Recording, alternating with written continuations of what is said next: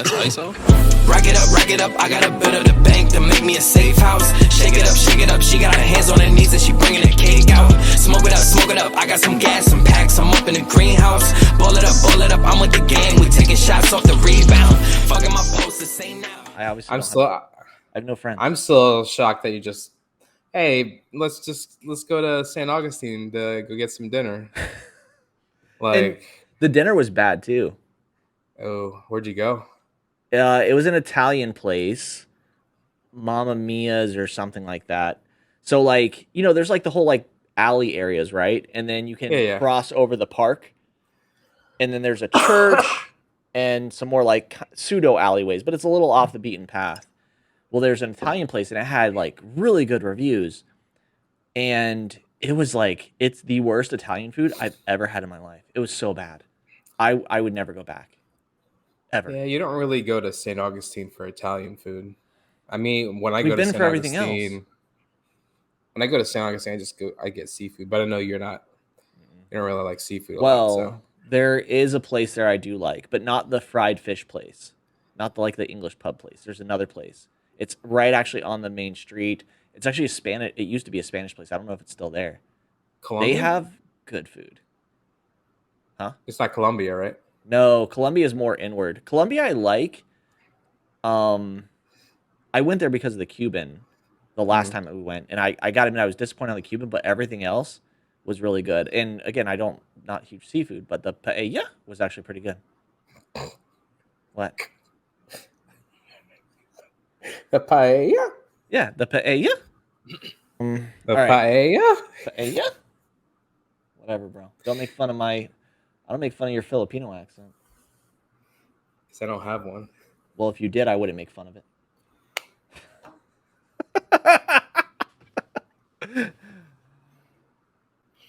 All right. Hey, everybody. Welcome to the Cigar Advisor Podcast. I'm Matt. I'm John. That's John. The one and only. The one and only. John, a.k.a. Giggity. Yeah. As you can tell, I'm still trying to get over this cough. Like it just sometimes just comes up. You got to drink more bourbon. I drank some last night. Shut up. I was so happy when I saw that. And it was straight. Man. Yeah. I was so happy when I saw that. For the viewers, I cracked open my bottle that I talked about last week, the Wild Turkey 101 bourbon. I had a couple of ounces of it in a little nice glass, and it was my little nightcap after a long work week. I was like, that's what's up. I still can't taste the notes that you get. I guess I could taste the oakiness a little bit. Like I was sitting there, like, I didn't have the TV on.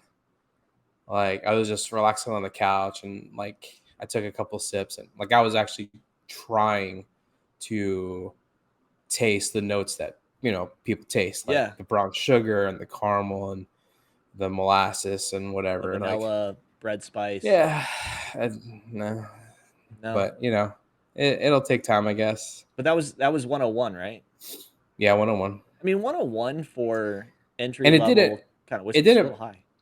Yeah, I mean, it didn't burn or anything. Like I know that like once you reach a certain threshold, there's more ethanol in the bourbon, right? Versus so I figured like 101 is a good baseline, and all the bourbon YouTubers that I watch really talked a lot about. I mean, it was a good bourbon for sure. Yeah, I enjoyed it. So yeah, it was the start of my actual bourbon journey versus just like my cocktail stuff. So I was so excited because I love me some bourbon. I mean, this week we'll talk about some other stuff, but I have some other drinks in there as well. My second favorite, but bourbon, man, obviously, right? Yeah, obviously. Was that Wild Turkey something that you picked up new this week, or I talked about it. I talked about it. It was one of my minis, so I talked about it like I guess last week in one of my minisodes. So I didn't pick up anything new. I was gonna go to the liquor store today Not like Total Wine or anything. I was just going to try a local like liquor store. I ended up not going. Had to take my dog to the vet for an appointment. So just ended up coming back home. So sick or still because it's just a little baby? Well, he's been having this issue where like his like third eyelid starts to rise up, and then like his eye starts like going wonky. It looks like he's having a stroke or whatever. And okay, that's not funny, but I can't help it. Yeah. So we don't know exactly what it's from. We looked at a whole bunch of stuff on the internet. So, with our previous dog, he was diabetic, ended up being blind. So we're accustomed to having a dog with eye issues, but it still freaked us out because, he's just a baby. And so, doctor didn't really say too much about it. She is suspecting that it's due to some trauma. It's happened like 5 times over the course of the past 2 weeks. The first three times, like we just took him out to go to the bathroom, like so he wasn't rambunctious or anything. And then the last 2 times that happened, he actually like, he's chasing a ball, hit his head on the wall, or like hit his head on like a nightstand or whatever. So the doctors are leaning more towards some type of trauma that started the issue and gave us some like ointment for his eyes and stuff just to see if it'll calm it down in the event that it happens again. But she can't know for sure because, there was no issue when I brought him in. So, right. Couldn't replicate it. Yeah. I mean, I could have thrown him against the wall. I'm sure his eye would have. Yeah. And seen what happened. I mean, that's what I would have done. Definitely. But, my weekly pickups, my dogs had nothing wrong with them. They're just natural idiots. Other than that, I picked up a Project 40, which is from Alec Bradley. I show it to the right camera. So I did have 2 of these. The other one got smoked already. So I was planning to save it for you, but that happened. So why don't you tell the fine audience where you got these cigars? Yeah, Mr. I wouldn't say Augustine. Yeah. So like he says this like St. Augustine's like right around the corner for him. He lives 2.5 hours away or so. Maybe 3. He lives in the Central Florida area, and he's like, "Oh yeah, I just went to St. Augustine for some dinner, and picked up some cigars." I'm like, what? Does it help that I stopped at Buc-ee's? I mean, that's definitely makes your trip better that you stopped at Buc-ee's. Look at that. For sure. Because... Oh, I picked up something else this week. Uh-huh. Yeah. Oh, yeah. That Show is sexy right there. Your merch. Yeah. And if you're listening to us solely on a podcast level and not checking in on our YouTube to see the video of us, you're missing like maybe 50% of the podcast because we're very eclectic, and so come check us out on YouTube for sure. So for those of us half retarded people, what is eclectic? Half retarded. No, I'm just kidding. We're like, we talk with our bodies, like we have a lot of facial expressions and got it. I totally know what that meant. Yeah. No, you didn't. Yeah, but this is a good cigar. Really good cigar. So Project 40 from Alec Bradley. Yeah. And then I want to talk about this place because they ticked me off. And, this is a podcast that it's out there. So this isn't where you got your Alec Bradley. Okay. So there's a place that's like upstairs, vintage cigars.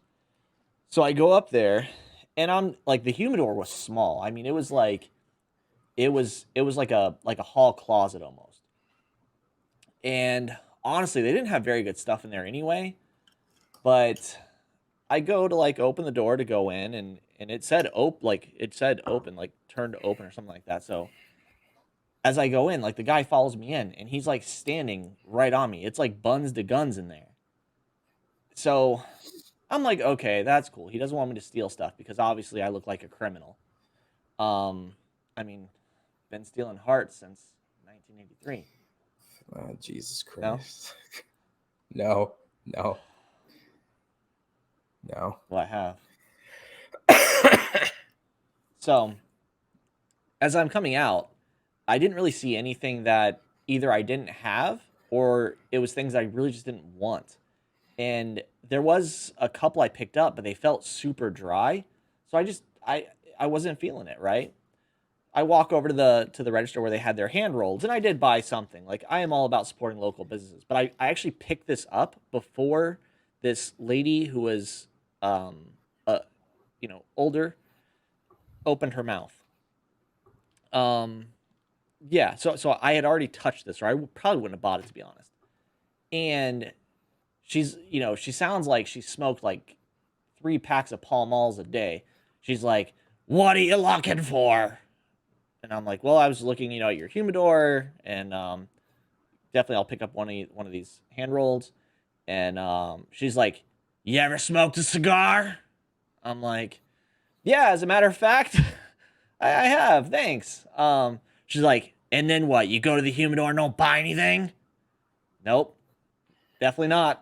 Not now. But she was so like abrasive and obnoxious. Yeah. And I'm just like, bro, like, really?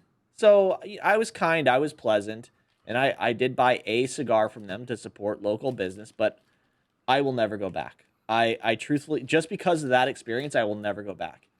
And I really hope they're not on our website. I will check. Yeah. I mean, because I'm about supporting good people, man. Yeah, of course. Like, people that like we've talked about before many times, like, no one whether you're not experienced or experienced in cigars, never want to walk into a place and immediately get kind of ridiculed for, even if you haven't ever smoked a cigar before, like, you know what I mean? Like, and you don't have to explain yourself if you go into their humidor and they'll pick out something. Yeah, it was like, you could have been truthful and be like, "Well, your cigars and your humidor are dry, so peace out." So yeah. I mean, you weren't a dick about it. You were just trying to be like, yeah, like, I was trying to be pleasant. Yeah. So whatever. But yeah, so if you go there and you have a better experience, good. I'm glad. But it's Vintage Cigars, 30 George Street, St. Augustine. But I didn't have a very good experience, so you're getting put on blast. So where did you get the other cigar? Let's highlight. These guys were cigar cool. Shop. So the guy in the shop was really awesome, super cool guy. And this is Stogie's, and that's in St. George Square. It's like one of the first cigar shops you'll walk into if you're visiting St. Augustine. There's a main kind of parking area, the welcome center, and that's one of the first kind of cigar shops that you'll probably walk into. Is that the one that is near like little courtyard? Yes. Or is that okay? So because there's 2 Stogies. I don't know if you know that. No, I didn't. So there's that one that's in like the little courtyard area, the small, like, I don't know, 5x10 like building or whatever.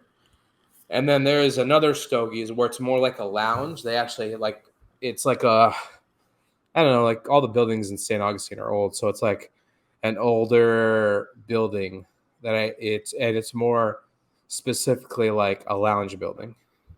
So the one I went to was just a store. Yeah. I want to do this while this thing's still got some ice. You put a little lemon in this thing. So good. This is a Bramble, but we'll talk about that later. Yep. I wanted to. Oh, that thing's lit.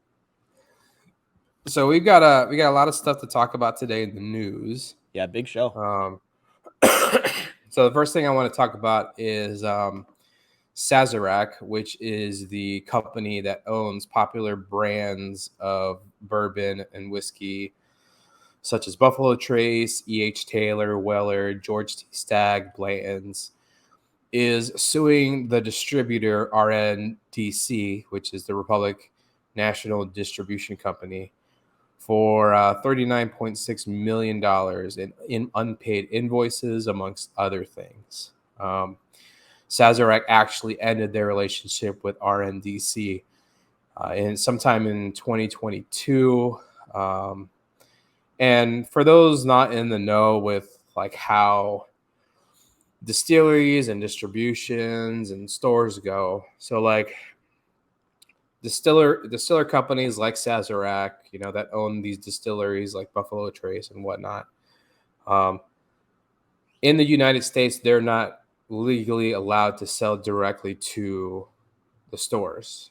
They have to go through a distributor. So the distillers sell their product to the distribution company, which is FNDC.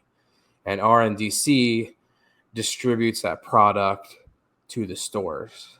And there's been a lot of controversy with FNDC, especially like a normal bottle of Buffalo Trace is supposed to be around $25 retail. Supposed to be. And obviously because of the high demand and product shortages, that $25 bourbon is anywhere from $40 to $50 to $60. So there's a lot of stuff swirling around on the internet as far as like not just like because FNDC is a national-wide distributor and handles a lot of distributing for like they're a billions and billions of dollar company. And so there have been rumors that like they will go to like certain stores and be like, in order for you to get a case of Buffalo Trace, you have to buy X number of units of Wheatley or some other product that they're distributing. You got to buy a crap product in order to get the Buffalo Trace. Correct. Yep. And so, and like the people in the masses are upset that these bottles are like rare and sometimes unattainable, but it's not the distiller's fault. It's distribution. So, right. There's been a lot of talk, a lot of controversy amongst the bourbon community. So,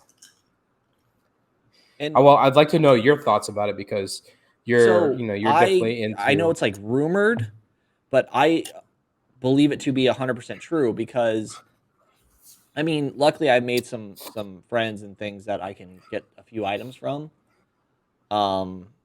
But some of the places I go to are pulling that same crap where it's like you have to buy this bottom shelf, broke up piece of crap bourbon plus this like tequila vodka or whatever, plus this junky gin. And if you do, you can buy the Buffalo Trace for $100. Well, more like Eagle Rare. Like you could buy an Eagle Rare for $100. Right. So and it's a limited supply that goes to the stores. So like you're buying like this is just an example. You're buying like 10 cases of alcohol that you didn't want to buy in order to buy one case of the bourbon that you did want to buy. You know what I mean? So and it trickles down to the consumer, which is the liquor stores have modeled that after what the distributors are doing to them.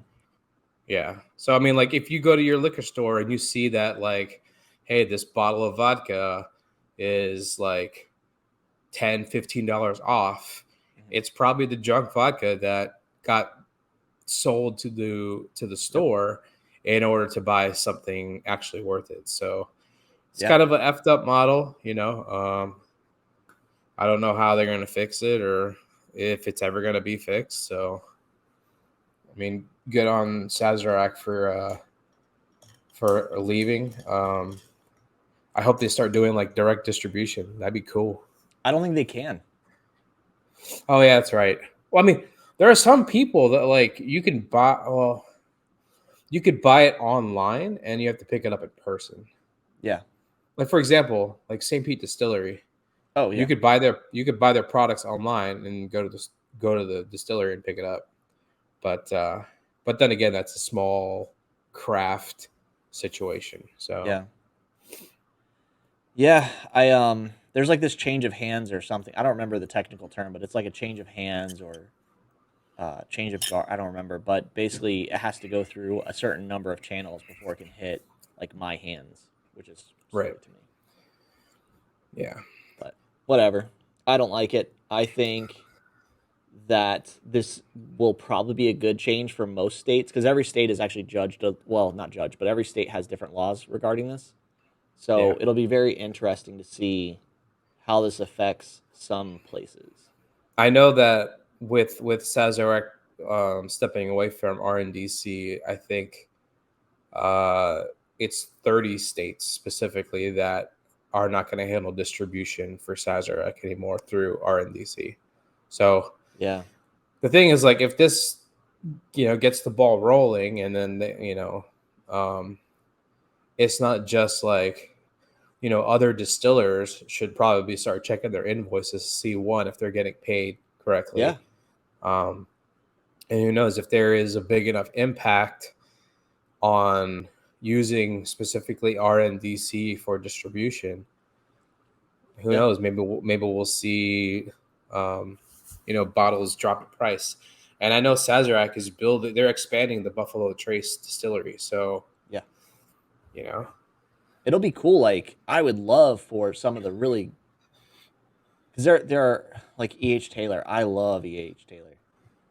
It's a good whiskey. It's amazing, but you cannot get it.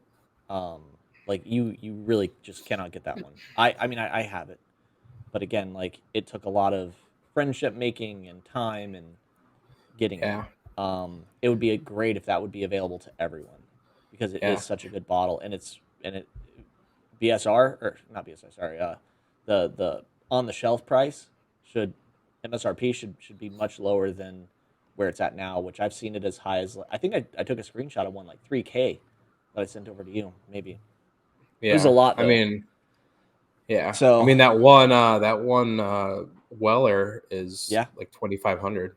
Yep. Yeah, that's another one. Like, I would love for Weller to be back in the spot it was years ago where it was readily available. You could get it at ABC Liquor. Yeah, the Weller Green and the Weller Red are supposed to be like no more than like $50. Yep. But you won't find it for $50. So yeah, I'm definitely happy that this happened, but I'll tell you what, Sazerac's got some balls. That's for sure. Yeah. What else is going on? Something with Caldwell, right? Yep. So we're going to talk about a couple cigar releases that actually interest me because they're from companies that I like their cigars. So Caldwell is releasing their Long Live the Queen, which is another cigar line that they're releasing in relation to their vastly popular Long Live the King line. It uses a Cameroon wrapper over a Sumatran binder and fillers from the Dominican Republic and Nicaragua. It's going to be coming in 4 Vitolas in production and then 1 limited edition Vitola. MSRP is $14 to $18 a cigar, depending on the Vitola. Hold on though. Timing of that kind of name of the cigar, Long Live the Queen. Yeah, but it's funny because like if you actually look at the band of the cigar, it is unrelated to the Queen herself. Bad timing though. I mean, maybe it is not too soon. I think it's a little soon, but that's awesome. And then the other is Plasencia. They're releasing they always do like a Chinese Zodiac cigar every year. So last year it was Tiger. The previous year was Year of the Ox. So they're releasing their Year of the Rabbit cigar this year, which is 6.5 by 54, which is a Toro Extra. It is a Nicaraguan Puro with the focus of the tobaccos coming from the Jalapa region of Nicaragua. MSRP is $50 a cigar. So, I'll pick one up. Yeah, you'll pick one up. Now, Davidoff did a Year of the Rabbit as well, right? Davidoff. No, Davidoff did a year the Tiger last year. With their cigar had like tiger stripes. Mm-hmm. It would look like tiger stripes on a I remember cigar. that one. So there's a lot of cigar companies that are doing like Chinese the Chinese Zodiac. New Year. Yeah, like Punch does a lot of those too. Mm-hmm. You know, not just like Zodiac related, but like they had the Punch Fu Manchu, which had like a really long pigtail that came down the side of the cigar, and so cigar companies are trying to find out like new things and make their cigars appealing. So, and last thing we're going to talk about is Halfwheel, which is a cigar publication that is very popular. Is coming out finally with their awards for 2022. So they haven't come out with their cigars of the year, and the way that they do their cigars of the year is a little bit different than any other company. From what I am told, they take everyone's cigar of the year, from the internet, and they allocate them all together, and plus their the Halfwheel community and stuff like that, and make their list non-biased based off of feedback from the community. So there's not a panel of judges there. It's not a publication or anything like that that's voting. It's specifically data. I like that, and I really like that. Yeah, so hopefully the cigar of the year stuff will come out next week. The things that did come out so far are company of the year, factory of the year, and new cigar company of the year. So, which I'm not surprised by any of these. I'm very happy about company of the year is no surprise, Drew Estate. Yeah. With their Black and Line partnership with Metallica and the Black and Whiskey, with the Nica Rustica Adobe line relaunched, with their new line from Deadwood Cigars, and their constant Drew Estate Live events. They're heavily into the cigar community, not just from a cigar standpoint, but like they want their community engaged, like coming to these live events. And so good on Drew Estate. Still a top company out there, still pumping out great cigars. Factory of the year goes out to Fabrica de Tabacos Nica Sueno. They make typically small batch cigars for small batch cigar companies. Specifically the brands Roma Craft Tabac, Paustain, and Fable Cigars. I'm very interested in if I could find a cigar from any of these companies to try them out. I like small batch cigars, but they're very hard to find. So, and not a lot of stores specialize in small craft cigars. And new cigar company of the year is the Ozenger Family Cigars. I've never heard of them before, but they are highly talked about on like Halfwheel and other publications.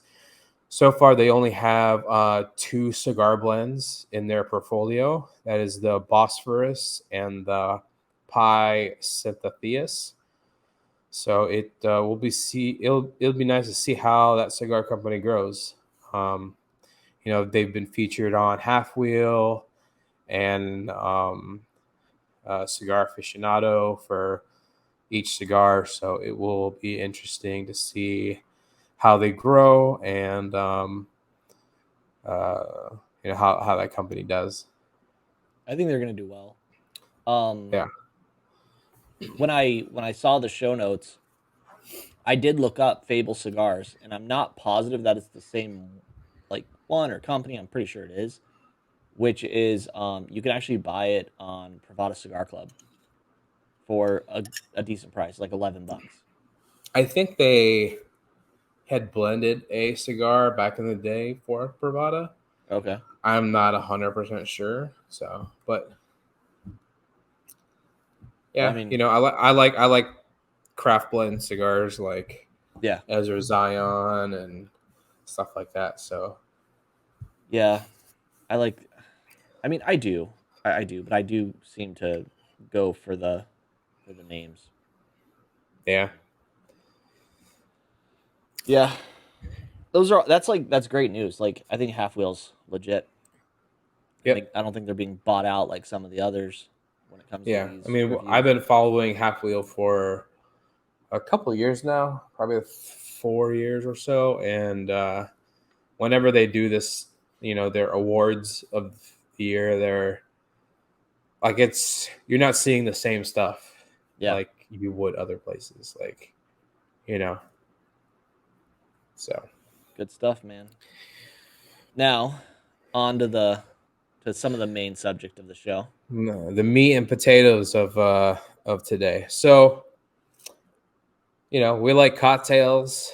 We have cocktails and we have dreams, cocktails and dreams, and Which is a movie, right? yeah. Okay. Well, it's from It's from a movie. Is it Risky It's got Business? Tom Cruise. Tom Cruise. I don't know what the name of the movie is. It's not Risky Business. I'm gonna look it up. Is it Cocktails and Right Dreams? here, mid-show, looking this up. I think it's called Cocktail. Yeah, it's called Cocktail. Okay, Cocktail. So, which it's a good movie. Yeah. I'm not a huge Tom Cruise fan, but that's a good movie. I'm a big Tom Cruise fan. I like a majority of the films he's been in versus the latter, But so we are going to talk about cocktails today, specifically 5 of our favorite cocktails. We're going to tell you what is in the cocktail, how to make it, and we set some guidelines for us, some rules.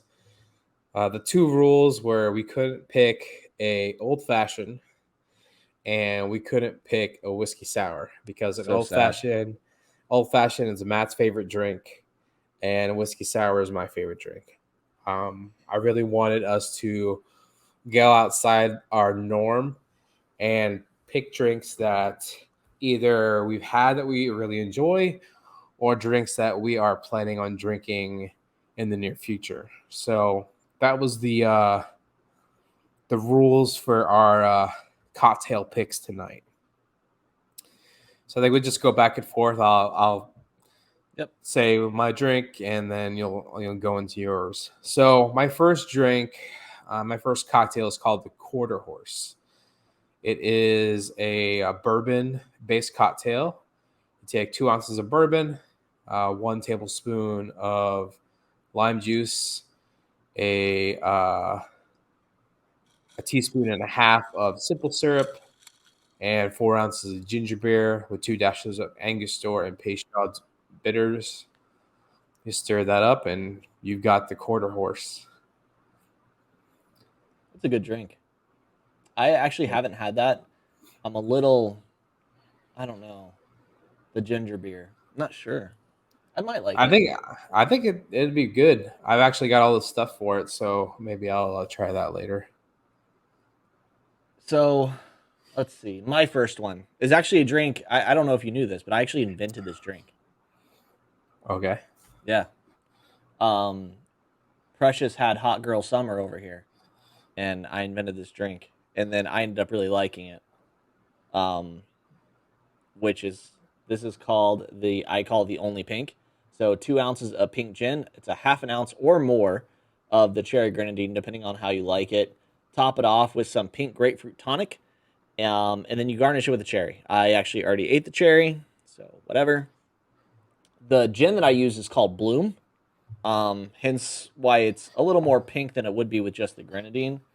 And so this is Bloom gin. It's good gin. It's jasmine and rose are the flavors on the back end, but it's great, very clean tasting. Good, cool. And it's a drink that you shake, and then so you shake it with the first set of ingredients, pour it, add the tonic. shaken with ice, chilled. Cool. So the next drink for me is a gin fizz, which I actually am drinking that right now.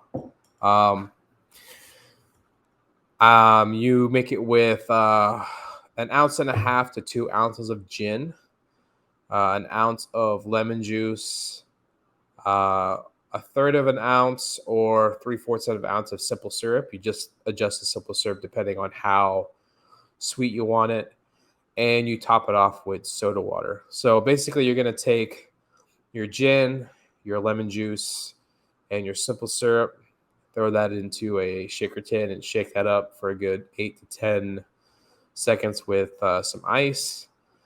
Go ahead and put that in a tall glass with ice and, your citrus garnishes. And then you just top it off all the way up with soda water. And the gin that I'm actually using today, I actually don't have the bottle's inside, but I am using a local gin, the Old St. Pete Sunset Gin. So it's gin that is infused with Florida oranges. And it's very tasty. This is actually my first time having gin. Actually, I like it a lot. So it's good stuff. I haven't had St. Pete gin, but that's when I was talking earlier about my second favorite liquor. My second favorite spirit is definitely gin. I have several different kinds, not as many like I do the whiskeys, but several different kinds. So good picks.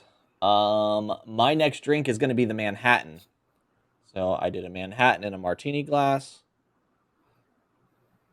Actually, I don't know if I've tasted this one yet. Actually, I did a pretty good job. I impressed myself. Gosh, I'm amazing. Like, is it hard, like, co-hosting with someone that's so amazing? Yeah, it's hard to contain myself. I bet. I'm telling you. Sometimes I'm just like, I don't know how I co-host with that Matt guy. That's what I'm saying. It's got to be difficult. Like, just to wake up every day and be like, man, Matt's awesome. Will I ever get there? I'm like, man, that young boy that I used to pick up in my pickup truck from school when I would pick up my my cousin. Yeah, back when I was under 18 and you were over 18, you were picking me up in your pickup truck. I was like, how amazing did this kid turn out? It's true. I was I like, can't even say it with a straight then. face, man. I can't even say it with a straight face.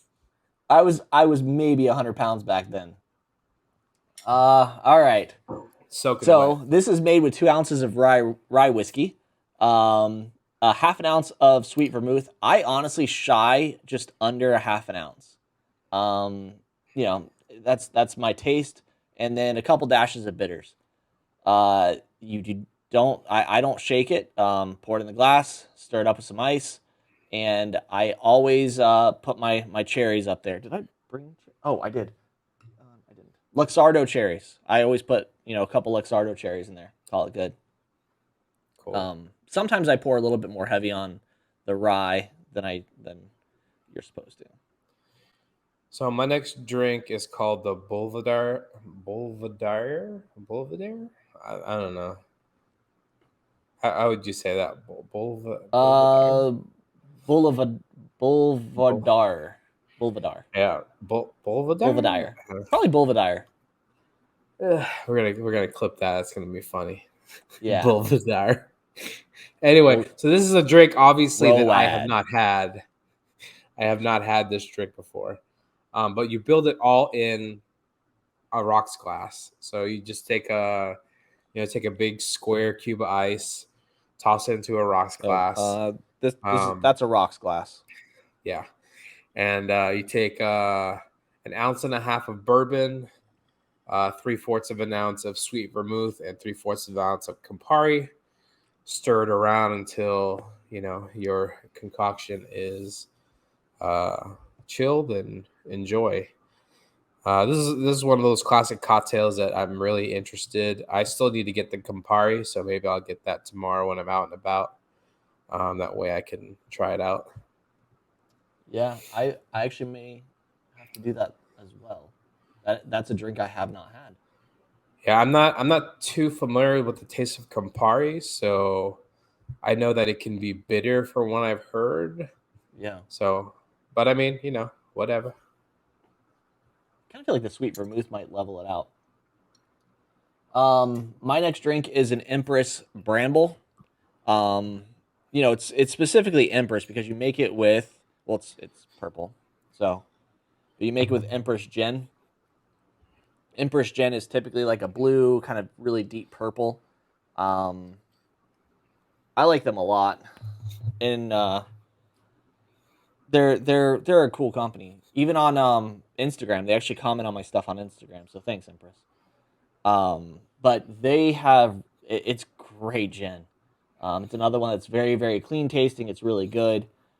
So Empress Bramble, 2 ounces of Empress gin, 1 ounce of Chambord, 1 ounce of lemon juice, but you put it on the side. So I think the actual recipe just tells you to mix it in, but put it on the side. Trust me. And then a 1/2 ounce of simple syrup. You garnish it with a little blackberry and a little sprig of mint. This is a stir drink. I don't recommend shaking this one. You could, but I don't recommend it.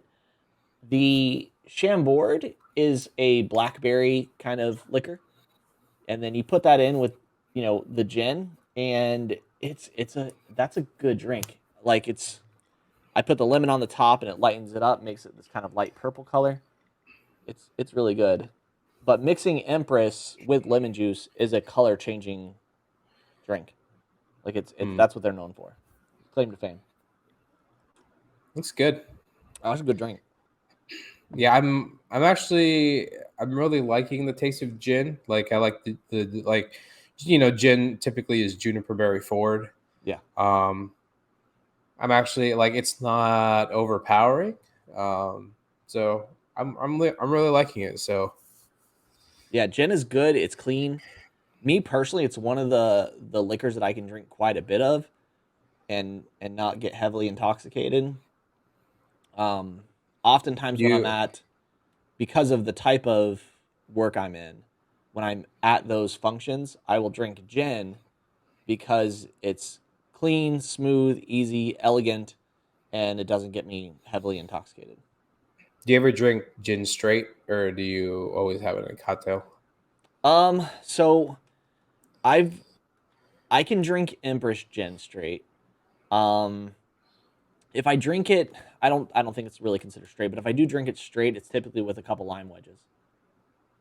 Okay. So on the rocks, I have to have it cold. Yeah. It's good. Yeah. Might do Bloom. I could probably do Bloom straight. It's not something I would. Like I wouldn't have a reason to because I like it in a mixed drink. But Bloom, you could definitely, I feel like, do straight.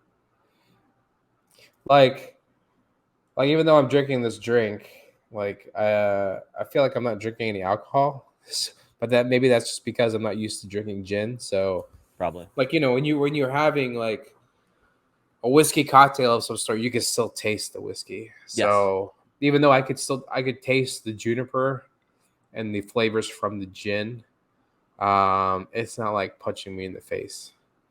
It's not heavy. It doesn't have a heavy oil. Like bourbons have, to me, a heavy oil. Yeah, like the viscosity is thick. Yep. Yeah. So my next drink is a very popular and one of my favorites is a mojito. So for this mojito, you're going to use 1/2 ounce of white rum, 1 ounce of lime juice, 6 mint leaves, 2 teaspoons of white sugar or a couple of sugar cubes, and soda water to top off. Basically, you're going to take your tin, and I've seen a lot of different people do this different ways. So take your mint leaves, put it in your tin, put your sugar cubes or sugar in, and your lime juice. Go ahead and muddle that with a muddler. Go ahead and add your white rum, And I've seen people just stir it, and I've seen people shake it. I've seen it shaken more often than I've seen it stirred. So you're going to take some crushed ice and you're going to shake it up, and you're going to put it in a highball glass or something of that nature, and then top it off with your soda water. Yeah, mojitos are my drink when I'm on a cruise, for sure. Yeah, they're very enjoyable, especially is it the sugar cane mojito that we get from Bahama Breeze? Coconut. You and me? Oh, the where coconut. it has the sugar cane in it. Yeah. Coconut mojitos. That's very good. If you have a Bahama Breeze in your area, go get that mojito. You know, it's funny. They're a chain restaurant, but they make a great mojito. Yeah, for sure. My next one is the one I was just drinking. It's a Gold Rush. That's gonna have 2 ounces of bourbon, 3/4 ounce honey, 3/4 ounce lemon juice, and then you garnish it with a lemon wedge. Looks good. Yeah, it's in a Jack Daniels glass, I know, but I actually made that one from Four Roses. It's a good one. This is also a drink that I stir, that I don't shake. And I used honey from Carrie's bees. So our friend Carrie. Oh, really? So, cool. Shout out. It's a good drink. It's one that, like you were saying, you can still taste the bourbon in it, but the honey definitely cuts it. So if you're new to bourbon, this might be a good drink for you.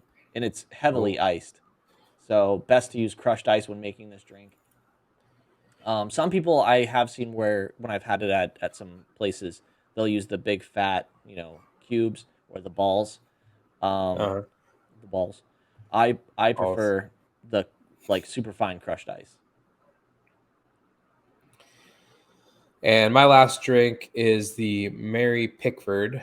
You're going to use 2 ounces of white rum, a bar spoon of maraschino liqueur, a 1.5 ounces of pineapple juice, and a 1/4 ounce of grenadine syrup. Go ahead and shake that up into your tin. Double strain into a small goblet glass or a martini glass, and good to go. My last one is a gin Ricky, which typically you would make in a tall glass like so. But I actually made mine in a gin glass tonight. So a gin Ricky it's an older drink, that's for sure. This is I see this at a lot of classic cocktail places. It's 2 ounces of gin, a 1/2 ounce of lime, a splash of club soda, depending on how much you want in there, but typically it's about a splash of club soda, and then garnish with a lime wheel.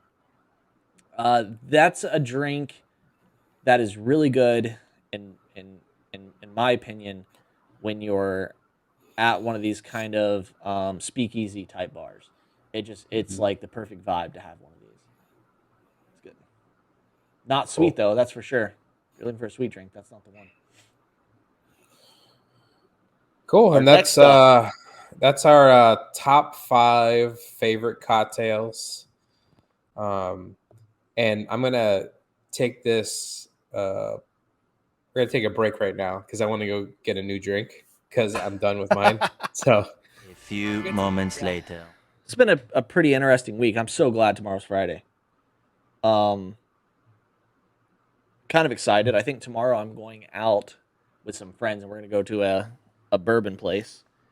A whiskey place actually, and the name of the restaurant is actually Whiskey. So I might talk about that next week. Tell you what it was like. The whiskey menu is obviously pretty large, but the food menu looks pretty good. Burgers. That's all I really noticed. I mean, I eat like a 5-year-old, so that's really all that I really noticed. 6.5 hours later. I was also in Daytona this weekend. Didn't really do a whole lot there because it was freezing cold, which should not happen here in Florida. But it did. It was actually really cold. I think we got down in the 30s, which sucks. And then, John's been sick. I've been fine. Maybe I've had a sniffle. But, yeah, tomorrow, Friday. We typically record on Thursdays. And then after he finishes, John actually does all the work for this podcast. So anyone that doesn't know, John does everything. I basically show up I have all the recording software and all that kind of stuff on my computers. And then John edits and fixes and all the other stuff. Writes the scripts. Well, actually, I guess we really don't have a script. We have like a outline. He spends all this time on an outline, and then I get on here and don't follow the outline. I did for the drinks, just so that way I know which ones I was drinking. God, I think his drinks suck. Quarter Horse. I don't know about ginger beer. Gin Fizz, yeah, that's a good one. Mojito's a good one. I would probably drink the Mary Pickford, but it's a little sweet for my taste. Even one of mine that I made is a little sweet, which is the Only Pink. But I had to put it in there because it's a drink that I created. You could throw a little lime there, and it would be a limeade, kind of. 2,000 years Pretty much, later. I think everybody, before John gets back, we'll talk a little bit more. Everyone pretty much knows that out of the two of us, I'm the more handsome one. Obviously, the better looking. Obviously. And as I was saying, John's really cool. Welcome back. I didn't even see you. Welcome back. If you're going to use club soda for any of your cocktails, highly recommend Fever Tree. Yes. Club soda, tonics, ginger beers. Highly recommend. That's actually like everything I made tonight that has a tonic or club in it was made with that brand. Yeah. They are bomb. And then do you make your own simple syrup? So I didn't yet. I have the recipe to make them. I just haven't yet. So I just bought some over-the-counter stuff. I feel like it's probably not as strong. So I actually I refilled my gin fizz, and I use a little extra simple syrup in there. So, but yeah. So Barsmith is good stuff. I mean, I think next time I'm just gonna make my own because shelf-stable simple syrup is 2-to-1. So it's 2 cups of sugar to 1 cup of water, and you just bring it to a rolling boil, and then it's shelf-stable. So some people use honey instead of simple syrup. I've seen that in a lot of recipes. The thing with honey, though, is you have to make honey simple syrup. If you put honey directly into a cold drink, it doesn't mix. It just sinks to the bottom. Yeah. Because of the viscosity. So we're done with our cocktail segment. I got a refill on my drink. And today we decided to do something a little bit more casual for our second segment. We're going to talk about our 5 favorite guilty pleasure movies. And these are movies, not necessarily that they have to be bad movies or good movies, just like a movie that you could sit there and watch regardless of how many times you've seen it, for either the nostalgia factor or whatever. So I feel like my first pick for car people is the most cringe. That's probably the most guilty pleasure one out of my list. Well, we'll go ahead and talk about your first one then. Oh my gosh, I wasn't ready. So, Fast and the Furious. I remember going to see that in high school, going and watching it. And I mean, I was always into cars. I was always ripping cars apart back then, and going to the junkyard and putting like I turbocharged a car before I even knew exactly what all the things did. My uncle was a mechanic, and I really I liked going to the shop, and I liked learning and figuring all that stuff out. So, but Fast and the Furious, for anyone that's a car guy, in the scene where the floor pan and the bolts start shooting off for no apparent reason, that by far is no, that is the worst scene in a movie ever, because it makes worst zero scene sense. as it. That's what I was gonna ask you. Like, it's the worst scene because it makes no sense, or like the worst scene because it's happened to you, and like, you know. No, never have suddenly had bolts flying out of my floor pan, because one, they're not even made that way. They're all one piece. Yeah, there's zero reason for that to ever I mean, he looks to his passenger seat, and there's green neon bolts flying out of it, and then there's sparks, and he's hitting the computer. Gosh, it's such a bad scene. But I love that movie. I'll watch it 1,000 times. Precious, it drives her crazy. And then, of course, Tokyo Drift. Yeah. I was gonna say I married an Asian girl. Of course, I'm gonna watch Tokyo. Of all the Fast and Furious movies, Tokyo Drift is probably my favorite of the Fast and Furious. And I've seen the OG Fast and Furious, and I've seen Tokyo Drift. I haven't seen any of the other ones. What? I haven't seen any of the other Tokyo. How are we still friends? I don't know. I don't know either now.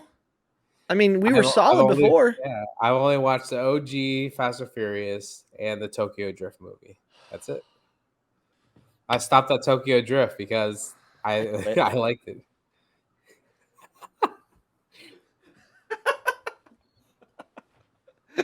I was just kidding. I'm really not quitting. Don't get teary-eyed. Yeah. Hey, Fast and Furious is your jam, so I like really Tokyo is, Drift. Man. I like Tokyo Drift because it took place in Japan, but that's about it. So, gosh, it's good movies. Okay, the last Tokyo's or not Tokyo Drift, but the last Fast and Furious, going into space, even more stupid. But I didn't put those on my list. So let's go ahead and switch gears now that I've picked a stupid movie. Yeah. Speaking of stupid movies, my first pick for guilty pleasure movie is the 1987 Mel Brooks classic Spaceballs. Use the shorts. So if no one knows, Mel Brooks is a parody director. He makes parodies and comedies of popular genres. So he made a Western called Blazing Saddles that had to do a lot with things.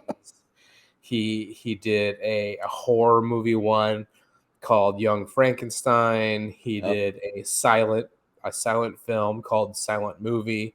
So in 1987, he realized that he had not made a space or sci-fi based film yet, and right around that time, I believe the second Star Wars was coming out, and so he made Spaceballs, which is heavily parodying the Star Wars series. You've got the helmet, you've got Pizza the Hut, you've got Barf, which is a offshoot of Chewbacca. It's one of those films that I watched growing up, and I laughed every time because when I was growing up, I loved Star Wars. So that was more funny to me because it wasn't just kind of based off Star Wars, but also making fun of the Star Wars series and having all these jokes and stuff like that. Like combing the forest or combing the desert. Yeah. With literally with an actual huge combs. And then the black guy combing the desert with an Afro pick. So come on, you can't make those types of comedies nowadays, but back in 1987, there are no rules. So that's right. I am so happy funny. I was born in the 80s. Like, so happy. All right. I actually like Spaceballs too, by the way. Didn't make my list, but I do like Spaceballs. Jaws. Jaws is a great movie. That is a classic. That's a TNT classic. Yep. I love Jaws. They took that ride away from Universal, and I was like heartbroken. Yeah, that was a bummer. I mean, they're fake shotguns and being, usually like 30 seconds too fast or too slow. But that's such a good movie. There are so many good classic lines from it. I mean, it's such, like, who doesn't know we're going to need a bigger boat? Like, everyone knows that line. And funny thing is that it was improv. Really? I didn't know that. Yeah. So there's this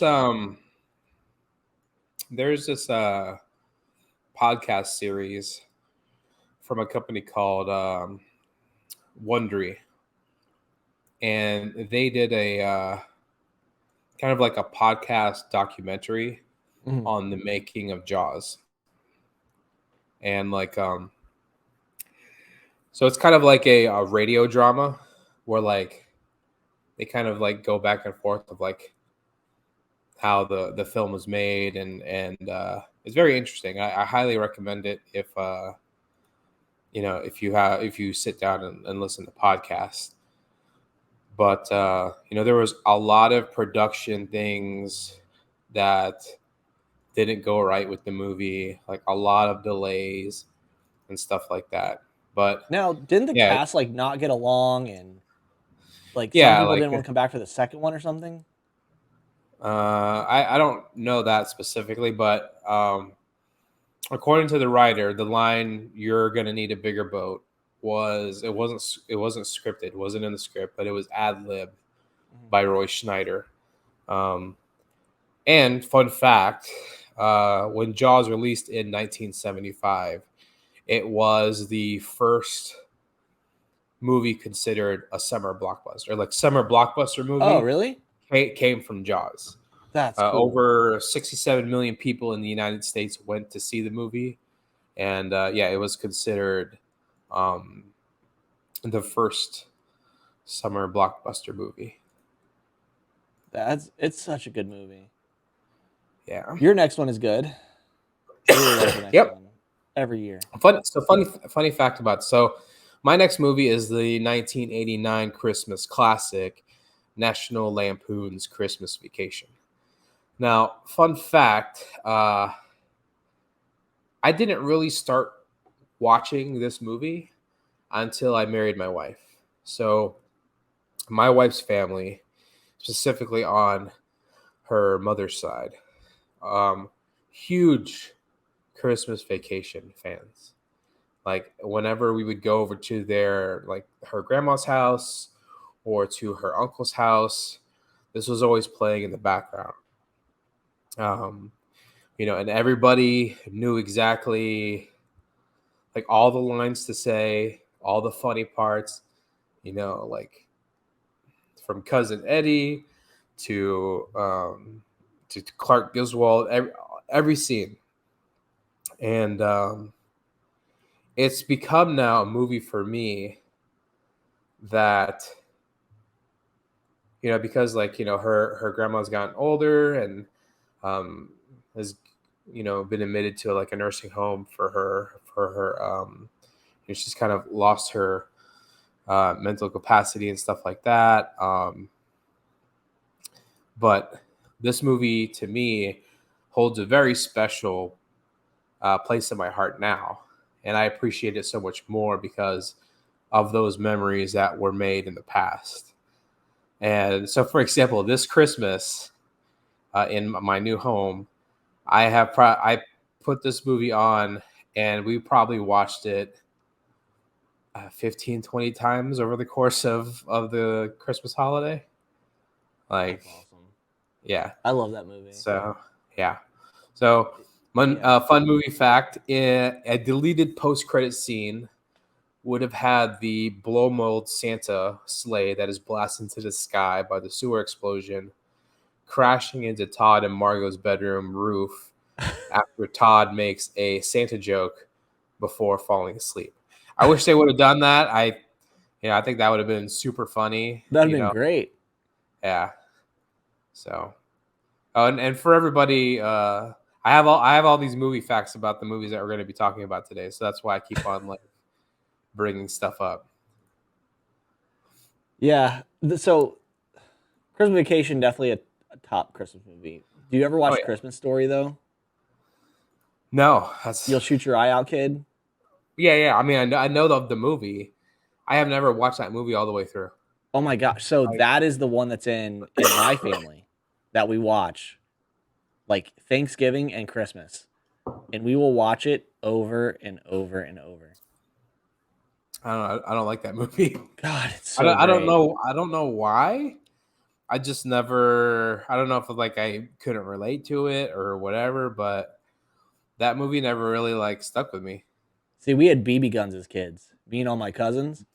So we'd go up to my papa's land, and we'd shoot BB guns, and we all wanted BB guns at really young ages. I think I got my first one. I was in maybe first or second grade. And it was a rifle, multi-pump BB gun. It was great. Mm-hmm. But yeah, fudge. My next movie, another classic, Godfather. I can watch, when we went to Australia, that 24-hour flight, I watched that movie probably 3 times at least in a row, over and over. So, remember how you said that you didn't like me very much because I hadn't watched all the Fast and Furious movies? Yeah. I have never watched the Godfather film. I'm really quitting. I'm done. I've never watched one Godfather film in my entire life.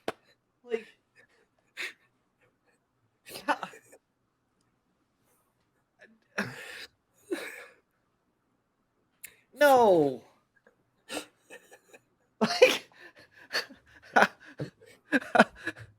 I don't know. It's not for not wanting to. It just right. You wanted to. You just never have found the time. Never came up in 40 years to be able to sit down and watch it at any point in time in your life.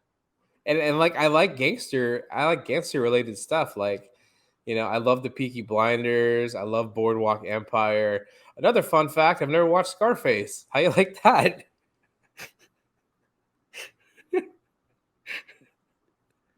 like the two quintessential gangster related now I get it though. Cinema, Godfather and Scarface.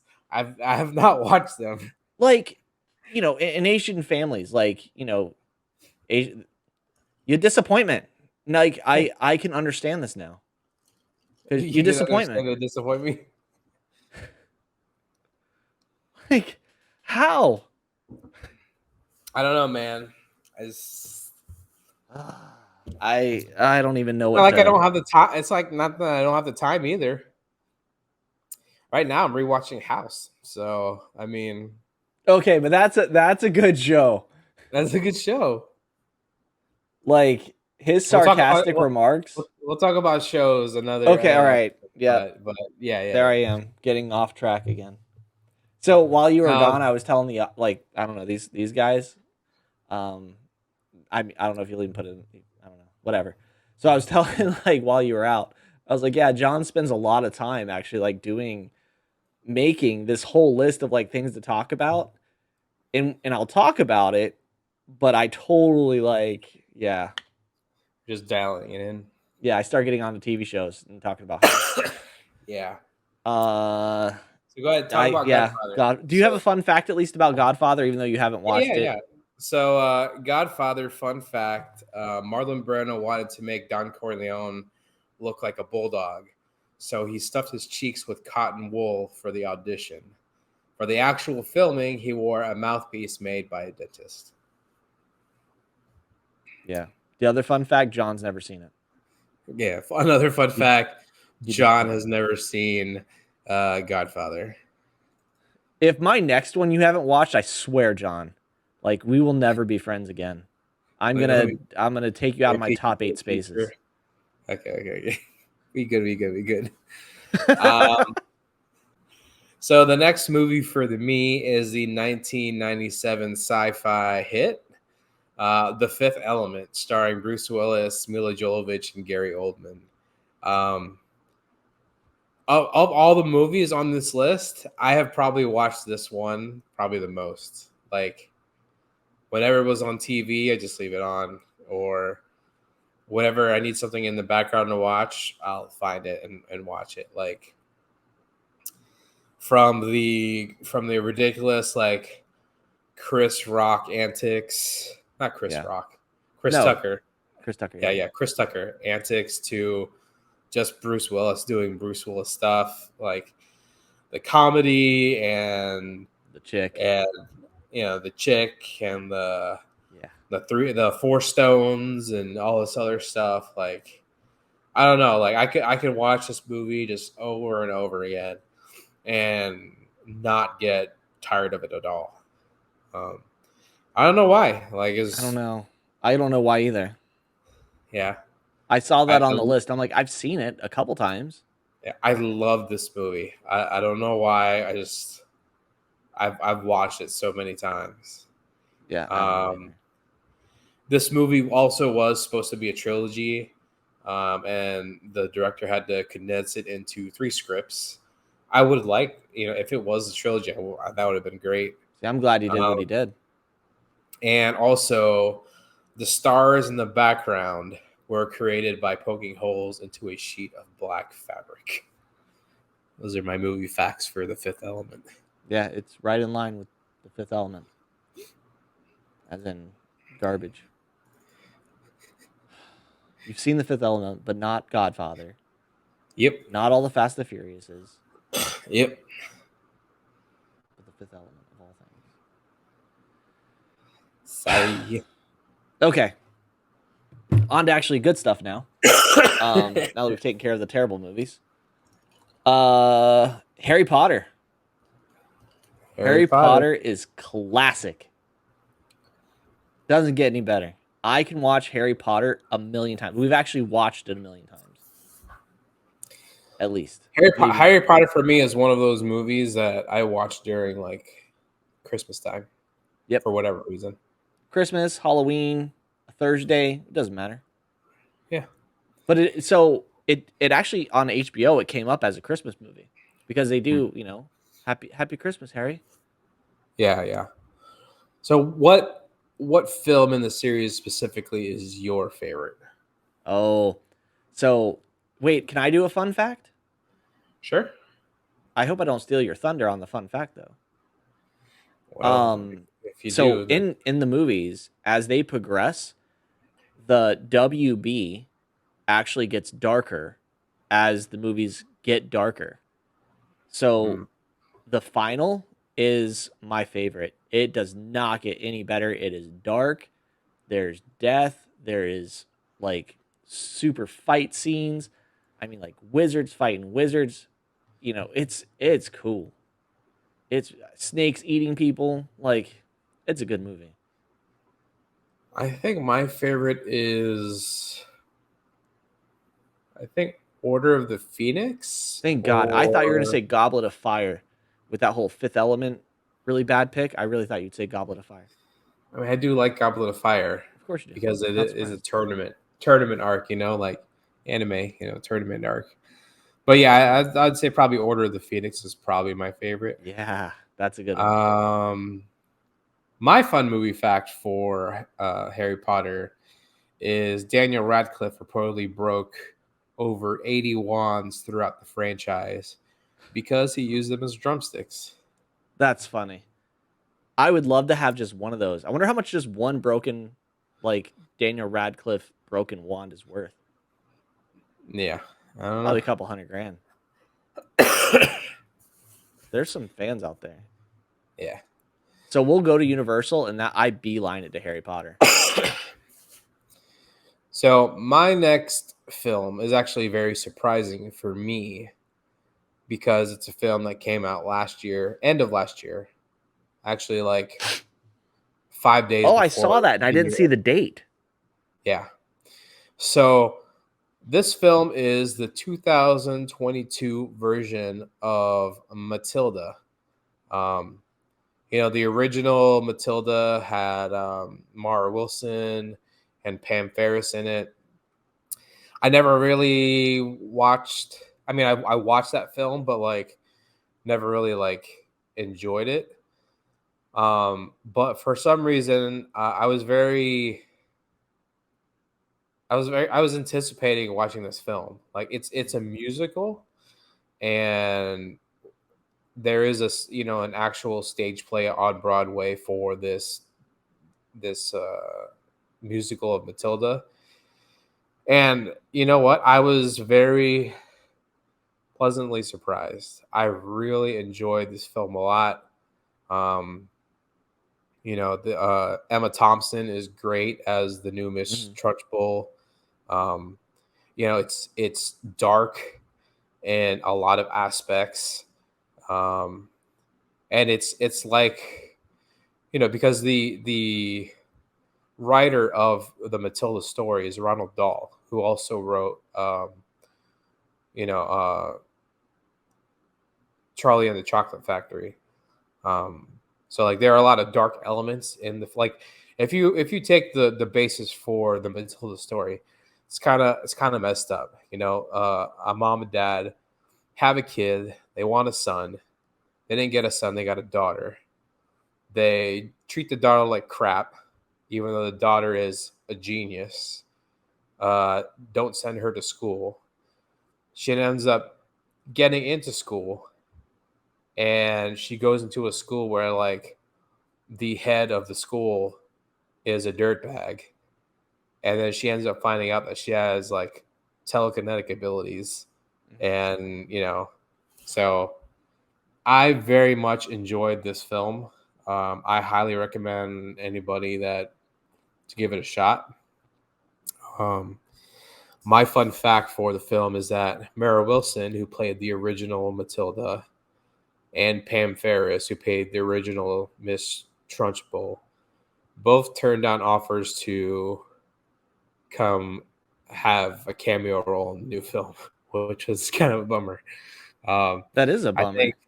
I think Mara Wilson is because like where she lives is too far from like where they were filming, and Pam Ferris actually had rehearsals for a stage play, so she had actually a legitimate reason that she couldn't be there. But it would have been cool to like see them like cameo in the new film. So yeah, it's a good movie.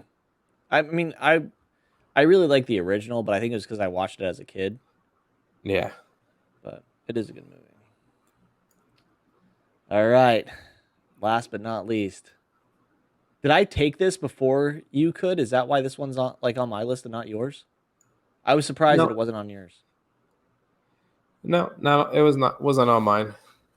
Like I said, I pick movies that like like that I've watched. I mean, go ahead and talk about what. Okay. The audience knows what we're talking about. Star Wars. Enough said. I mean, we can end the podcast right there. Actually, we can't, because the next thing I have to say. But Star Wars. Star Wars is one of the greatest movie franchises ever. Return of the Jedi is my favorite. I mean, the newer ones they made, 7, 8, 9, whatever, they were good. It wasn't terrible. Yeah, it's kind of terrible. Okay, they were pretty bad. Pretty really bad. Yeah. They pretty bad. Yeah. 1, 2, 3, 4, 5, 6 though. Yes. 4, 5, 6. Yes. 4, 5, 6. 4, 5, 6. A definite yes. I've given a little bit more leeway to 2 and 3. versus 1. 1 is still kind of like a snoozer to me, except for like the fight at the end. Yeah. My favorite Star Wars film is The Empire Strikes Back. Just because I feel like, I mean, a lot of people at first did not like Empire Strikes Back because it was such a, and it ended on such a dark turn. But yeah, I mean, that's, one of my favorite Star Wars films. I mean, there's been a multitude that has brought our little nerd friend group together. But Star Wars and World of Warcraft have definitely been key components of that. Yeah. We do a lot of Star Wars. And the franchise is still going strong. I mean, like you look behind me there, that thing right there, the gray thing is it's a little box that one of my friends made me. You put your beer bottle caps in, and it's got the right now it's turned to the Jedi symbol, but on the back is the Empire. So it's cool. I did have a lot more. I had higher expectations for the RPG, the more of the MMO RPG. Sweater. Yeah. Star Wars: The Old Republic. Yeah. When it first came out, I remember I was so excited. I made sure that I had, bought the pre and everything. And gosh, I was so disappointed in that game. I liked it at first. Yeah. It definitely had its playing moments. It, I hated it. Yeah. I don't know. Did you play it? Yeah. Yeah. I played Sith. Yeah. Yeah. I think Carrie and Dean might still play it. Fun fact for Star Wars, it took 6 people to work the full-size animatronic of Jabba the Hutt, and the growls and sounds of the Rancor in Jabba's palace were actually made by a Datsun. Huh. I didn't know that either. Yeah. Good fun fact. Good job on these fun facts. So my last film is the cult classic with Kurt Russell, Big Trouble in Little China. This is also another movie that, like, I'm Asian, so I'm partial to Asian films, like kung fu movies or etc. And Big Trouble in Little China has that. Plus, you've got Kurt Russell for comedy relief because he's a white guy planted in this heavily Asian-themed movie about sorcerers and Asian fighting and lightning and all this other crap.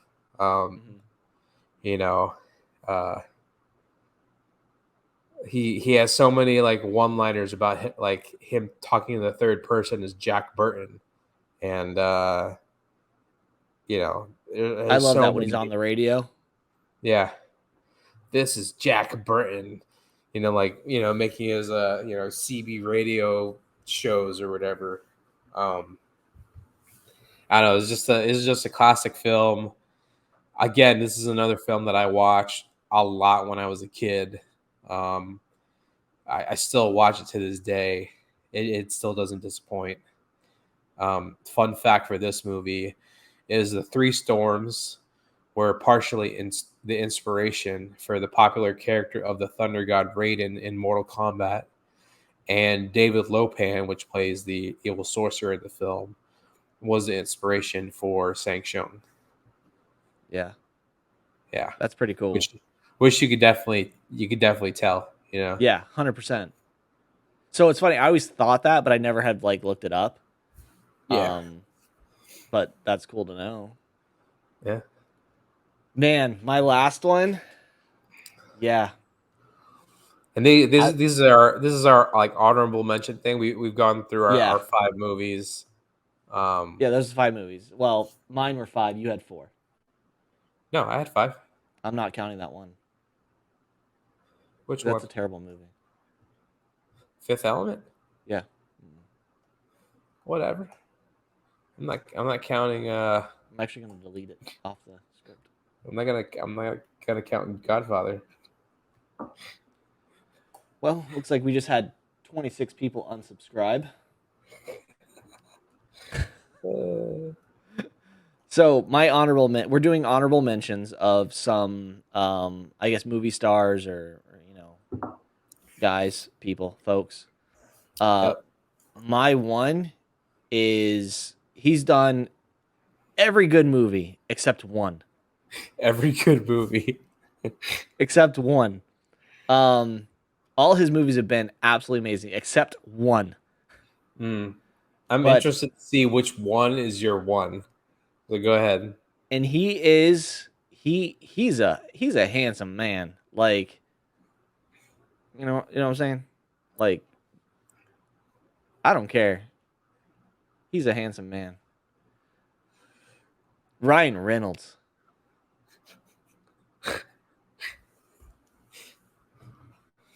Y'all know. So what's they say on the TikTok? If you know, you know. So you're trying to say that all Ryan Reynolds movies are good except for one. So tell me the one that's not good. I mean, was he? I don't even know if he was really in it. Green Lantern. He was a star. He was Hal Jordan in Green Lantern, and I agree. I don't know if it counts. And I agree that is a bad Ryan Reynolds movie. There are others though. So you know what's one of my favorites, and I'm willing to guess that you haven't watched it. Actually, I actually know for a fact, just in my head, not because you've told me, that I'm doing the what was it, Donald Trump thing. I don't know why. I'm gonna stop doing that. I'm holding myself. Amityville Horror. Did you ever watch Amityville Horror? No, I don't watch horror stuff. I know. So look at that. More of my awesomeness just pouring. It just comes out. I guess. Yeah. So he was in this movie called Amityville Horror, which, going back to like BB guns, and we used to go up to my grandpa's, place as kids. Like, we were always sent up there in the summers, and he lived in the middle of the woods. Precious has been there. His cousin. So we would go up there, and again, trailer, like literally a trailer in the middle of the woods on a limestone road with a driveway that you had to drive down through the woods with a 1980s TV, and you would have to drive 45 minutes to the video store to go get movies. We watched the original Amityville Horror at like 10 o'clock at night in the middle of the woods as kids. I think I was probably like 4th or 5th grade. Like, surprised I'm not traumatized. But he did really well in the remake of that movie. It's good. That's actually one of my favorite movies he's done. Besides Deadpool. Cool. My honorable mention actor needs no introduction. Let's be honest. It is the great Arnold Schwarzenegger. Come on. Yeah. Come on. Yeah, it doesn't matter. I'll agree on this one. It's the only good thing on your list, but yeah. It doesn't matter if it's a bad movie. It's still a good movie. All his movies, Ryan Reynolds had one bad one. Arnold has never had a bad movie. Even if it's a terrible movie like Twins, it's still a good movie. That was a great movie. That was not terrible. That was a great. I love that you had that on the list. Love Arnold Schwarzenegger. I love his Pumping Iron documentary, like before he started making movies and stuff like that.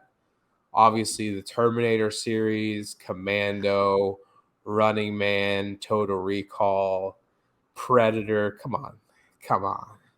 All good. So many good movies. Every movie he's done has been good. The Last Stand, and like even like the newer stuff, like Maggie, like the zombie, like when his girl turned like into a zombie, like all good All good films.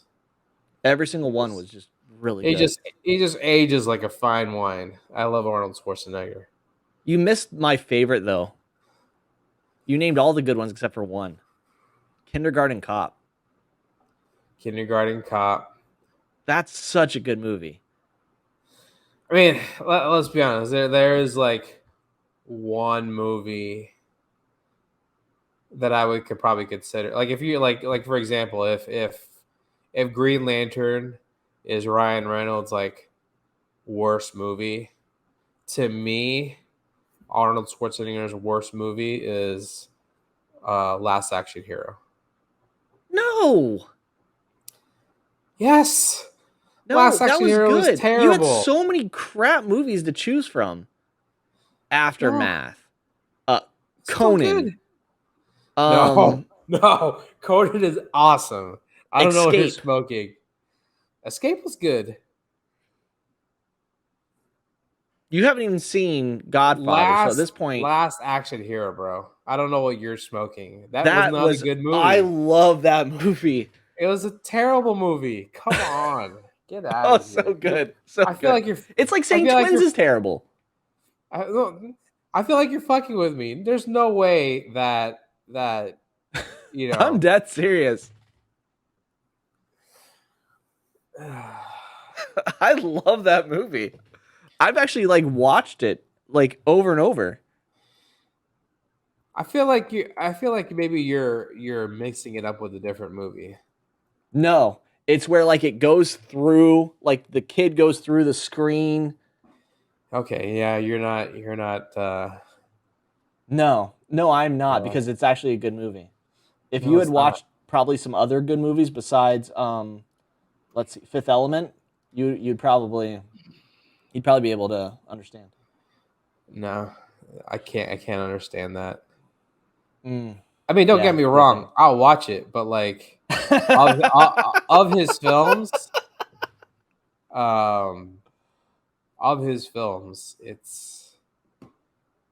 it's down there with like his very first movie, Hercules in New York. Hercules in New York is down there. The Villain is down there. Batman and Robin. I mean, I don't really consider that an Arnold movie because, like, he was just a villain. Like, he was just the main villain. Yeah. Yeah.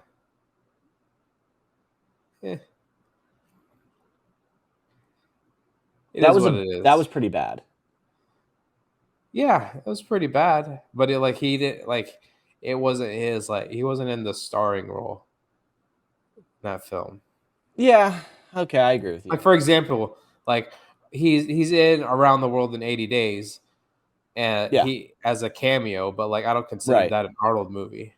You know what I mean? Okay. Yeah, I mean, George Clooney was Batman, and like, George Clooney is a big star, but I mean, even like the first Expendables, that was a rough one. Just had him as a cameo, but I don't consider that an Arnold movie. It was more than a cameo in Batman and Robin, though. I mean, he's the main villain. Yeah. But he one of the main villains. Yes. There's 3 villains. Poison Ivy. Was it him? Joker? No, Two-Face. That's right. Yeah, that wasn't a very Tom. What's the guy's name? Tom Jones? Who played Tommy Lee Jones? Tommy Lee Jones. Yeah. That whole movie was terrible. Everyone in it were like big stars, but the whole movie sucked. Yeah. That's why it didn't make the list. So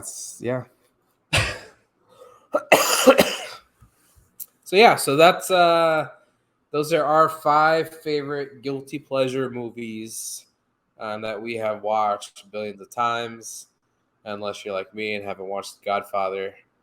I don't even want to talk about that part of it anymore.